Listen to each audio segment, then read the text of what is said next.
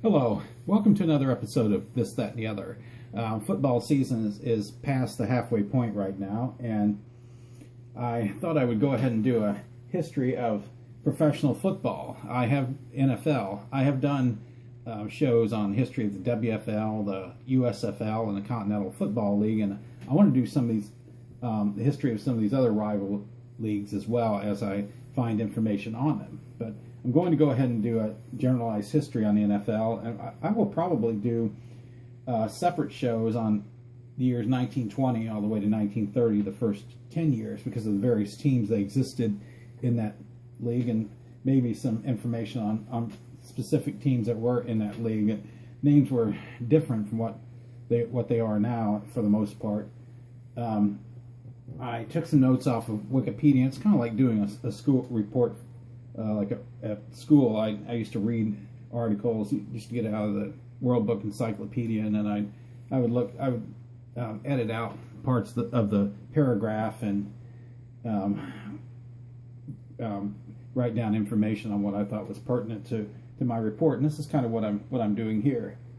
Football was professionalized in 1892 when William Heffelfinger and Ben Donnelly received money to play for the Allegheny Athletic Association and Pennsylvania Senior Independent Football Conference in the 1890s to early 20th century, a regional sport mainly in the same states.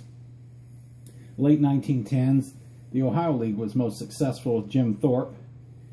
Two of New York's best teams went to Ohio, the Rochester Jeffersons and the Buffalo All-Stars. The Jeffersons lost badly to Thorpe's Canton Bulldogs. The Jeffersons owner, Lee Lyons, suggested to Thorpe that a league be formed. His vision was cut short by World War I.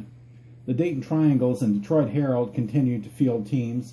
In 1919, a league was around the eastern seaboard in New York, New Jersey, and Pennsylvania, and played on Saturdays due to the blue laws.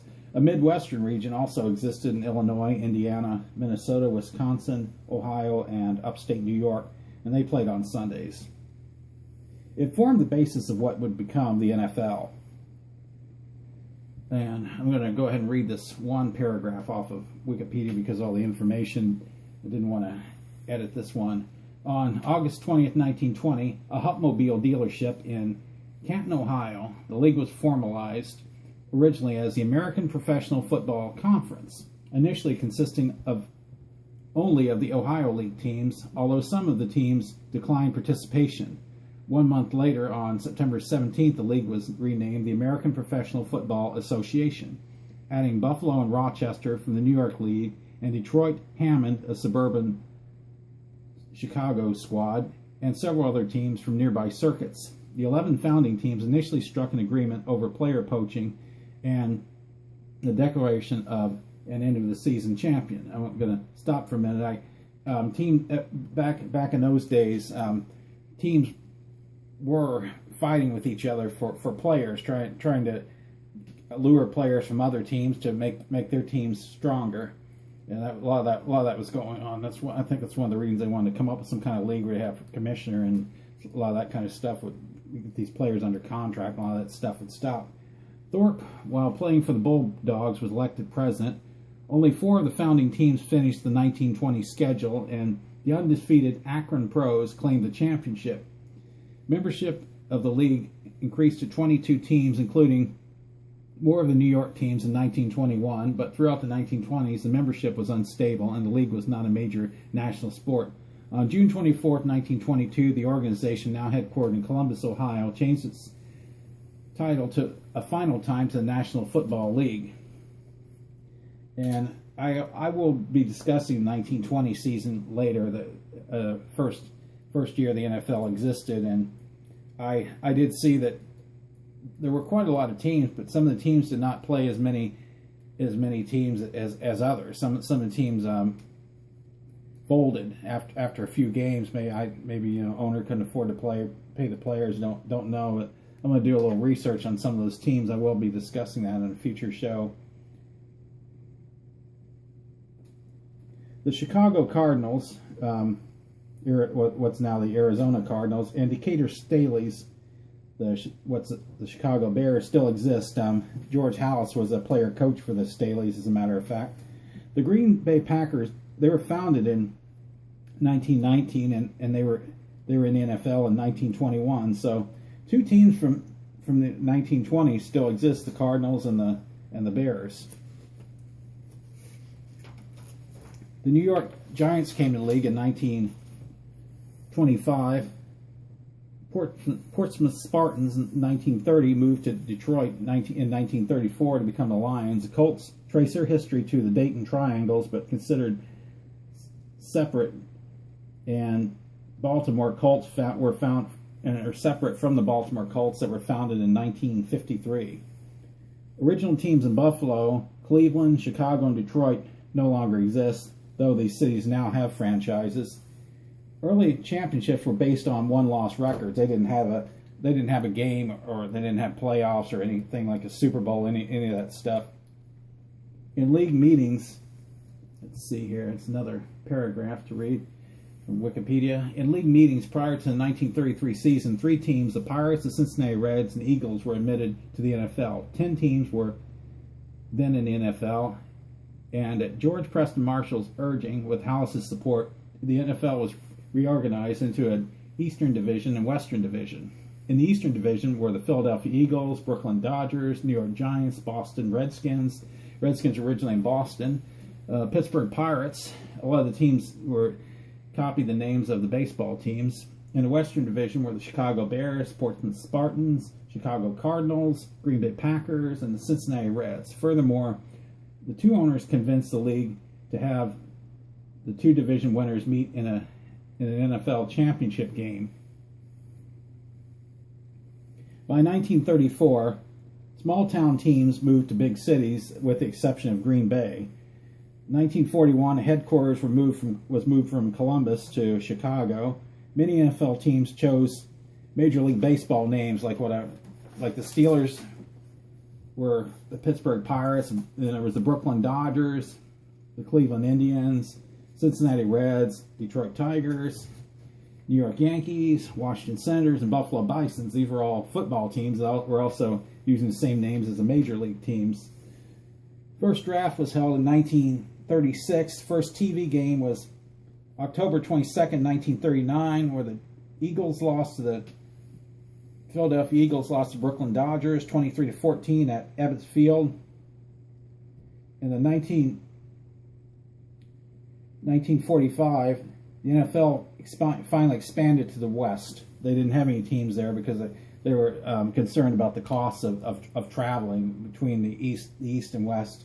The Cleveland Rams were moved from Cleveland to Los Angeles, and that's a lot of that had to do with that AAFC All-American Football Conference, which I did discuss on a previous show.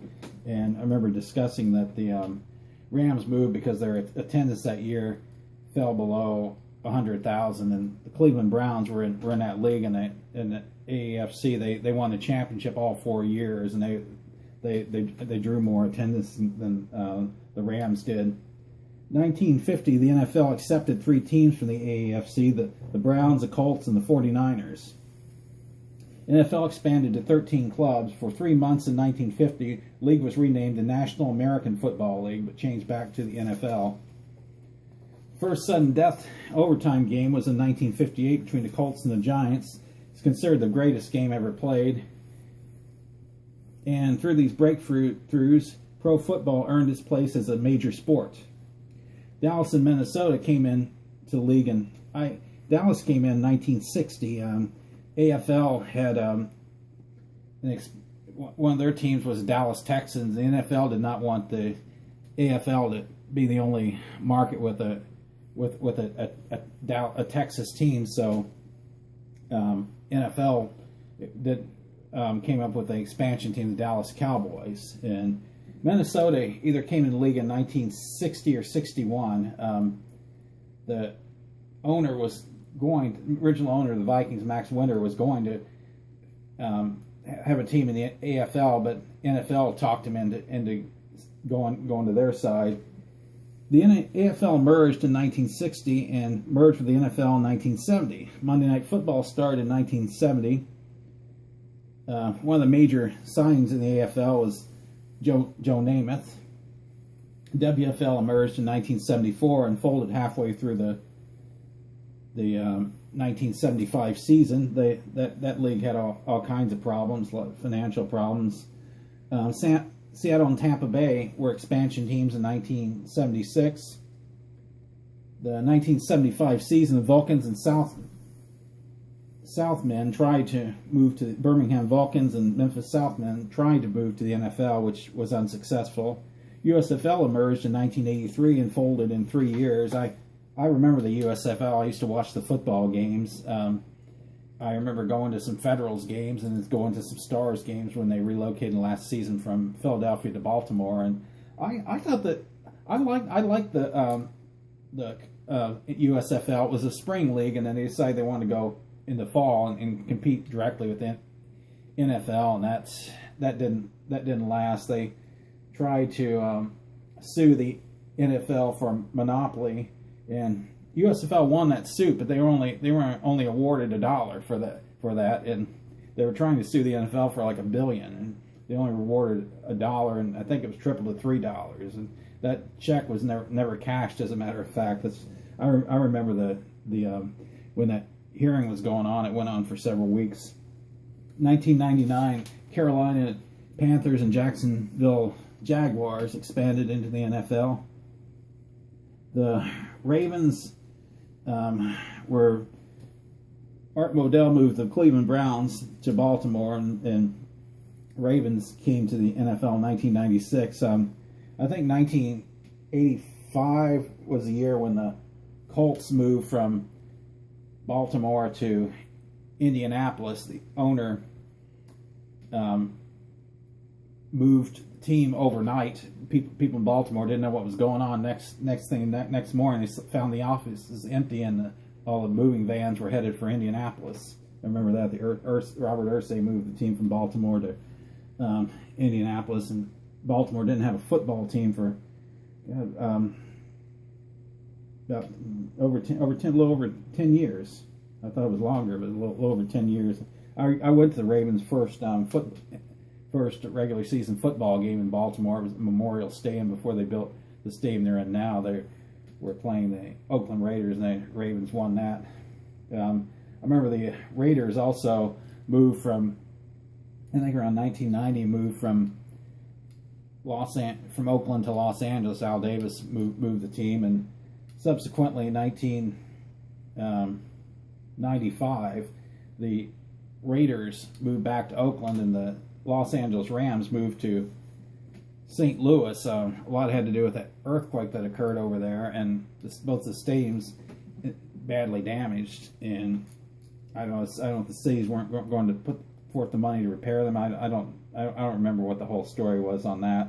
The Houston Oilers moved to Tennessee in 1997, and they changed their name to the Titans in 1999. First year they were called the Tennessee Oilers, and played in Memphis, and then they moved to Nashville, and were maybe Tennessee Oilers for 1 year there, and then the Titans. The Browns were an expansion team in 1999. Cleveland were mad. The NFL agreed to promise Cleveland an expansion team, so they got one. Houston joined the league as an expansion team in 2002. They tried to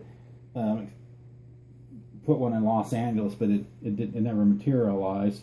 In 2001, the XFL emerged and was founded by Vince McMahon and was broadcast by NBC, which lost NFL rights. It folded after one season. I think it folded mainly because after that one season, their ratings were so low that I don't believe they were able to get a television contract after that first season. I never actually watched an XFL football game for some reason. It didn't appeal to me. And I never saw that. I remember also this didn't enter into the wasn't part of this article on the history of the NFL, but I remember a year or two the CFL fielded some teams in the United States also. They had that team in Baltimore called the Baltimore Stallions, and I remember the Stallions actually won the Grey Cup one year, and of course they were successful in Baltimore in attendance and everything. But then the Ravens came to Baltimore, and that ended that. And CFL didn't have any more teams in the United States. I believe they had one in Las Vegas. That was another place that they had a team. I can't remember where the other teams were, but. On July 27, 2015, Jennifer Welter became an assistant coach with the Cardinals during the preseason, kind of an internship thing, I guess. No women have ever made an attempt. No women have ever made an attempt to play on an NFL roster. That's never happened. But that's basically the history I was able to get on Wikipedia of the NFL. And like I said, I'm going to be doing some shows on like the 1920 season and through at least 1930, maybe beyond, because I want to expand a little more on what the name of these teams were that were in the league first year, second year, and so on. You see various names disappear. There were names like Providence Steamrollers, Stapleton, Long Island Stapletons, I think was another team. I mean, they had some names that you don't see anymore, and just thought I'd give a little history of what I was able to get off of Wikipedia on the NFL, and also from the NFL encyclopedia of professional. Well, actually, the official NFL encyclopedia. I was able to get a little information out of that too. And as always, thanks for watching.